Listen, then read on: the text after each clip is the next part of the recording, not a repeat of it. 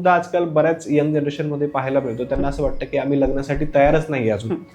तर याकडे तुम्ही कसं बघता? ज्यासाठी त्यांच्या समाधानासाठी म्हणून आई वडिलांच्या ते लग्न करतात आणि मग म्हणजे हे सिक्रेट रिलेशनशिप पण मेंटेन ठेवतात आणि तेही रिलेशनशिप पण कुठे जस्टिस नाही देऊ शकत. मग मुलामुलींची फसवणूक न होण्यासाठी पहिला आधी सतर्कता तुमची स्वतःला पाहिजे. जसं मी म्हटलं मगाशी तसं प्रायोरिटीज लिहून ठेवा तुमच्या, की ह्या 3 प्रायोरिटीजवरती मी कुठेही ॲडजस्टमेंट नाही करणार.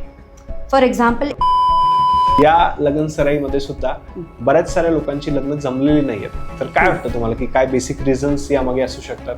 की डेटिंगच्या नावाखाली डेट करत असलेली मुलगी आणि ती डेटच करत राहिली बरे 3-4 वर्ष आणि नंतर मग तिला कळलं की तो मॅरिड होता माणूस. बापरे, गुलाबी फसवणूक. आता हा काय प्रकार आहे? ते ऐकल्यानंतरच खूप असं भारी वाटतं, क्युरियोसिटी होते.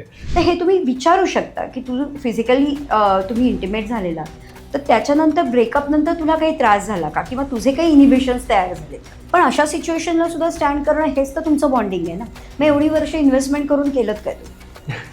त्याचा ROI तर मिळाला पाहिजे तुम्हाला. बरोबर. तुम्ही त्याच रस्त्याने चालत होतात की आज आपल्याला 5 वर्ष झाली आहेत, आपण एकमेकांबरोबर आहोत, एवढे अनुभव आपण घेतलेले, एकमेकांबरोबर सपोर्ट एकमेकांना खूप चांगला केलेला आहे. मग आता ऐन वेळेला जेव्हा आपलं लग्न आता म्हणजे आपण करायचं आहे असा डिसिजन घेतलाय, मग तेव्हा बॅकआउट काय करायचं? त्यामध्ये अशी काही जनरेशन आहे की ज्यांना लग्न करायचे Okay. पण त्या लेवलचे पार्टनर्स त्यांना मिळत नाहीयेत.